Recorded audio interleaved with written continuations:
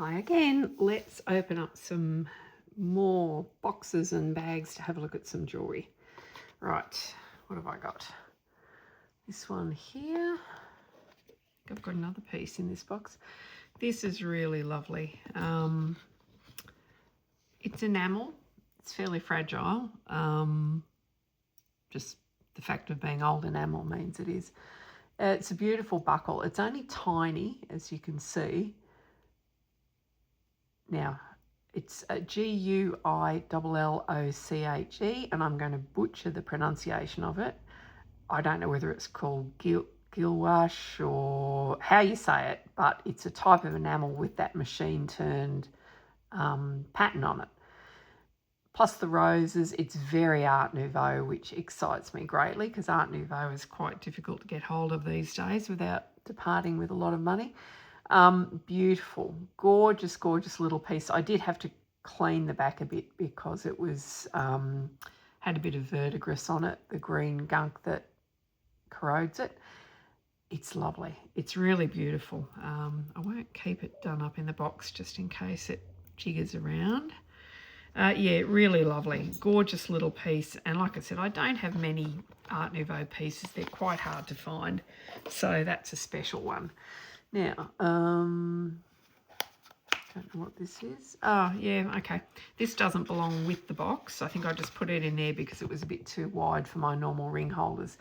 I was excited by this. I thought it would be Scandinavian or some amazing designer. And then someone pointed out to me that it's probably a spoon. So they did have jewellery made of spoons, and you can even see the end there. So it's probably a teaspoon or something. And the marks in there for the silver marks are marks that you would find on a spoon. It's still got a novelty value, and it's probably got a silver value as well. But yes, not quite the designer piece I thought it would be. Right, what have we got in here?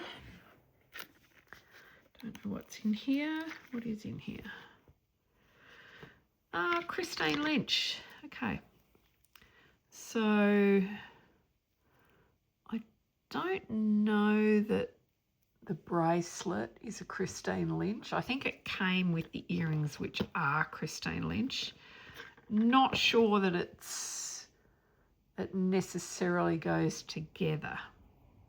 I'm unclear about that. I'd probably have to have a look online and see if there's another set. I mean, it does match. I'm just not quite sure that it's a set. So there's no Lynch on the earring backs. However, hopefully there's a Lynch in here. Oh, yep, there it is. So you've got the Lynch name there. So yeah, look, it came together.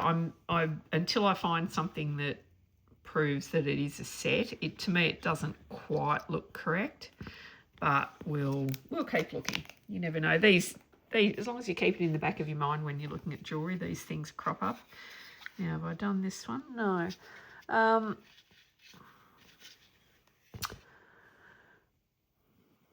Beautiful old amethyst brooch, and I believe I have tested it, and it is amethysts, and the ones up the end are not diamonds. Can't remember quite what they were. That one there has a shade of purple to it, so that might be a pale amethyst.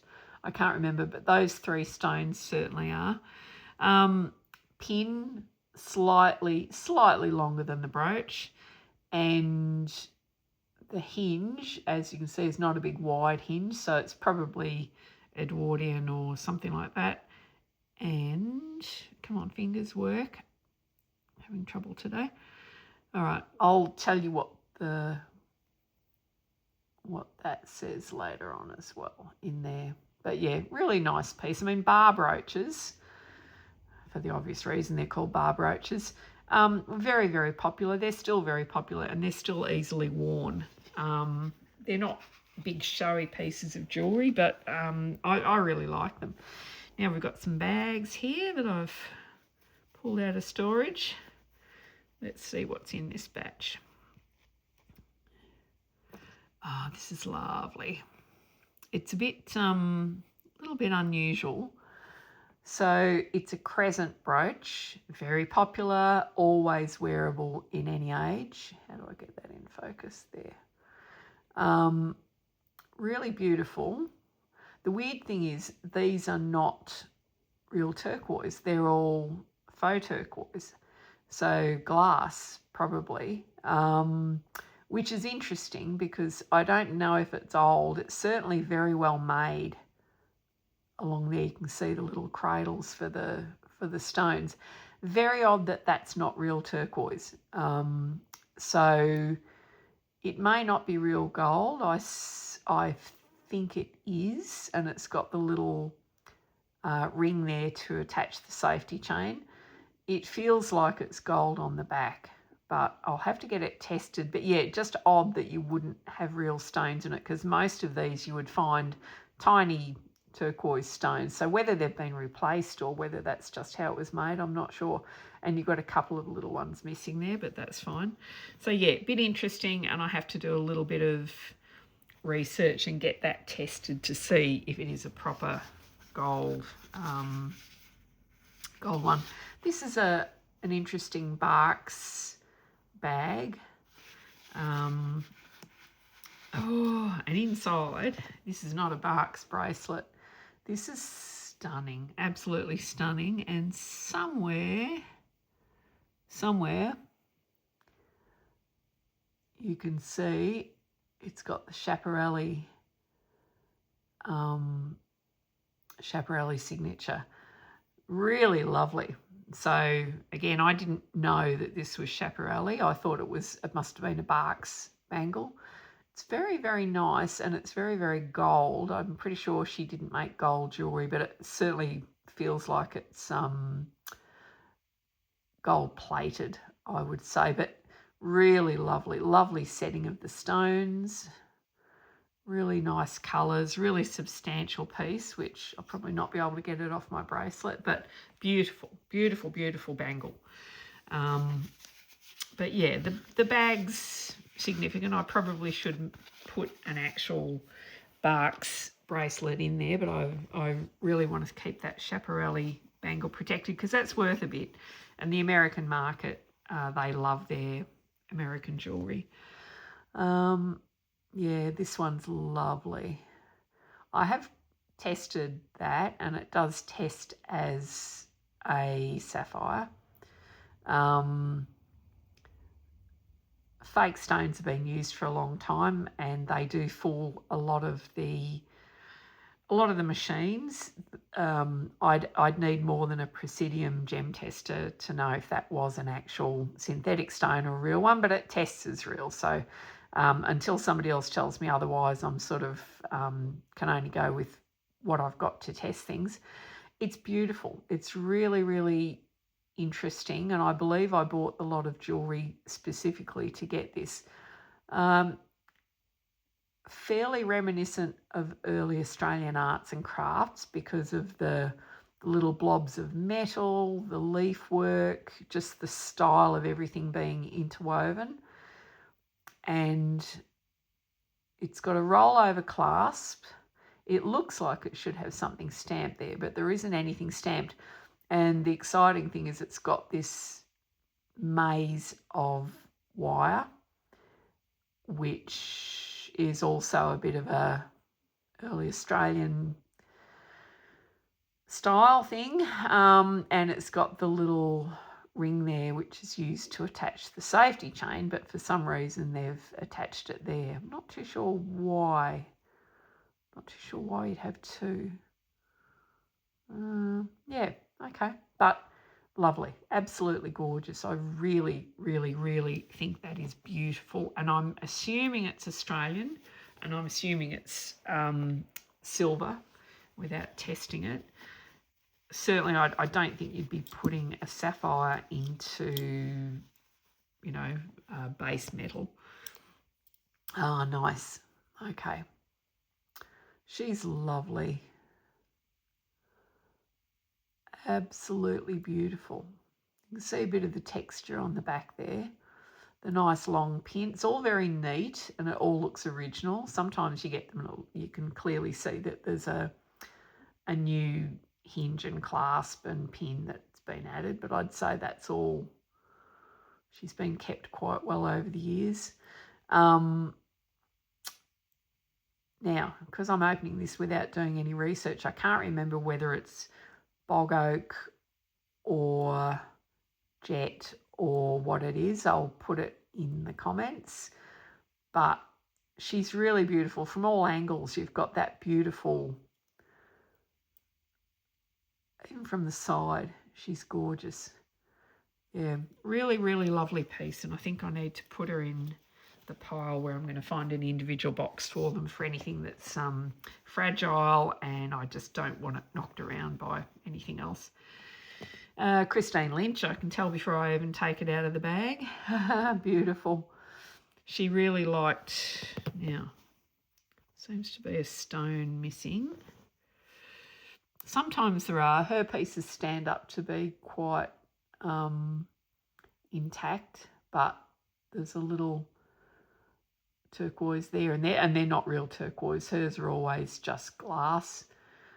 And you've got the signature there, the Lynch signature. So yeah, beautiful. But yeah, a couple of stones missing, but I do have stuff that I can use to repair that.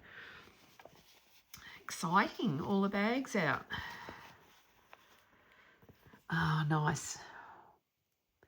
This was a recent purchase. So you've got opal chips, which you can see the flashes, the tiny flashes of opal when I tip it. It's got 9 carat gold ends and it's rose gold, so it's got a bit of copper in it. Pin slightly extends beyond the end of it, but not too much. But yeah, just I like these. We had little cylinders full of opals, just sort of like mini test tubes full of opals when I was a kid, just with chips in it. And I used to be fascinated in them. So this is sort of, I'm not necessarily on the wish list, but this is on my, I really want that. It reminds me of something from my childhood and it's a real novelty thing. I'm not planning on collecting lots of them, but it's nice to have that one example. Right, so this is foil glass. I believe I couldn't work out who made it. Thomas Mott, who was an English jewellery maker, he did do some foil glass pieces that had that real rich ultramarine navy background with the gold. It's a very specific sort of a pattern on it and a specific effect. So I bought this thinking it could possibly be Thomas Mott, but the setting, if anything, is probably a bit too nice to be his. He set things in a particular way. So, but I really like it. I love that effect, and I like that kind of jewellery that that has that particular type of foil glass on it. I probably even like that more than the pinkish foil glass. Oh, this is just beautiful. So lovely. This is it a John Atkinson Sons? No, maybe it's not. No, maybe I don't know who made this. But as you can see, the enamel is in fantastic condition.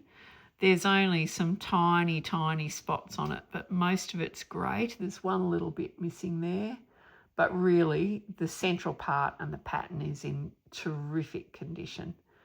That's going to go in its own box.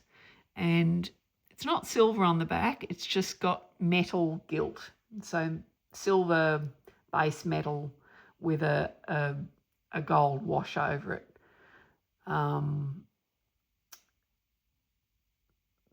Funny back, you know, it's clearly of its time. It's probably Edwardian.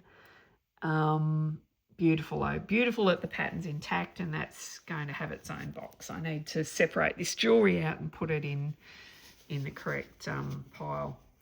Now, what have I got here? So, Okay. Oh, we did that one. Yeah, that's that little ambery one, which is beautiful. I think I've shoved a heap of things back in the back in the safe and back in storage without realising that I'd be coming back to it. Now, this is coated in cat hair. This is a Barks brooch, and Barks is an Australian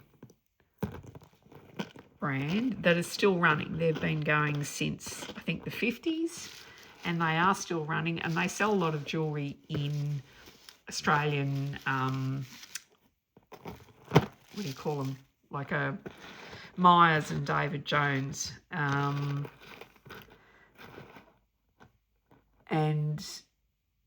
they still make these now, so you can buy some stuff with this design, this sort of wattle, Australian wattle, which is a plant, Australian wattle design, but it may have only been made last week.